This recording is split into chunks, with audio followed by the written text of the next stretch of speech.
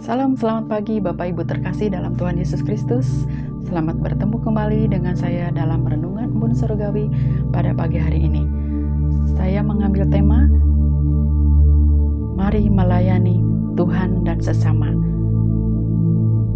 Namun sebelumnya, mari kita berdoa terlebih dahulu. Bapa yang baik, Bapa yang penuh kasih, Allah yang mulia, kami mengucap syukur di pagi hari ini. Kami bangun dalam keadaan sehat. Terima kasih Tuhan Yesus, dan kami juga siap untuk mendengarkan sabda-Mu. Berbicaralah kepada kami lewat kebenaran firman-Mu.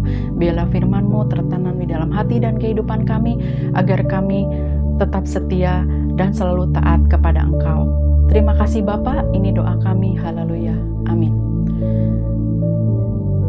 Seperti tadi saya katakan bahwa tema hari ini adalah Mari melayani Tuhan dan sesama. Terambil dari Matius 20 ayat 28. Beginilah bunyi firman Tuhan.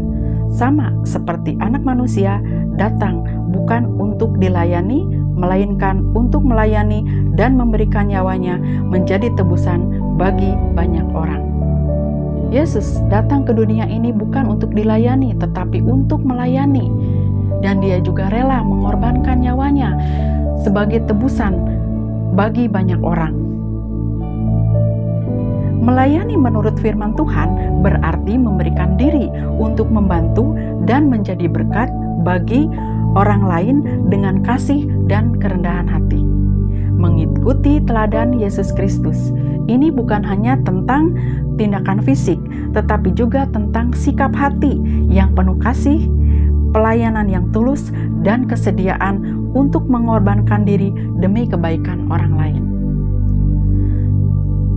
Bapak, Ibu, Saudara yang terkasih dalam Tuhan Yesus Kristus, firman Tuhan mengajarkan bahwa setiap orang percaya dipanggil untuk melayani. Melayani adalah cara kita untuk menunjukkan cinta kita kepada Tuhan dan sesama.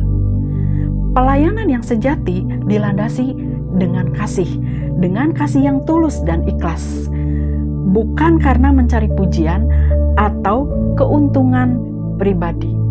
Ketika kita melayani Tuhan, marilah kita melayani dengan tulus dan ikhlas tanpa mencari pujian atau keuntungan pribadi. Karena apa? Karena Yesus memberikan contoh pelayan yang sempurna dengan mengorbankan dirinya untuk menebus dosa-dosa manusia. Kita sebagai muridnya harus mengikuti teladannya dalam melayani, dan pelayanan itu harus dilakukan dengan tulus dan ikhlas, dilakukan dengan sungguh-sungguh tanpa bersungut-sungut, apalagi sampai mencari pujian atau imbalan. Pelayanan tidak hanya terbatas dalam pekerjaan gereja saja, tetapi dapat dilakukan dalam berbagai cara, misalnya memberikan bantuan kepada orang lain yang membutuhkan, berbagi kebaikan, atau menyampaikan firman Tuhan. Karena apa? Melayani Tuhan juga bisa dilakukan dengan berbagi kebaikan terhadap orang lain yang memerlukan atau menyampaikan firman Tuhan. Pelayanan yang sejati dilakukan dengan kerendahan hati dan dengan kesediaan untuk menjadi hamba bagi sesama, bukan mencari posisi atau pengakuan.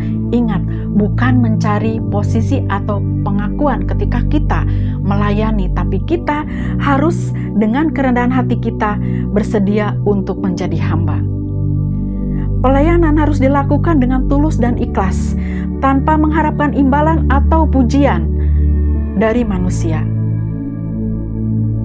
Sebelum kita melayani Tuhan, sebelumnya mari kita berdoa terlebih dahulu, minta kekuatan dari Tuhan untuk menjalankan pelayanan dengan baik dan memuliakan namanya melalui tindakan kita. Mari kita melayani Tuhan dengan tulus dan ikhlas, hanya untuk kemuliaan nama Tuhan. Amin. Selamat pagi, selamat beraktivitas. Tuhan Yesus memberkati kita semua.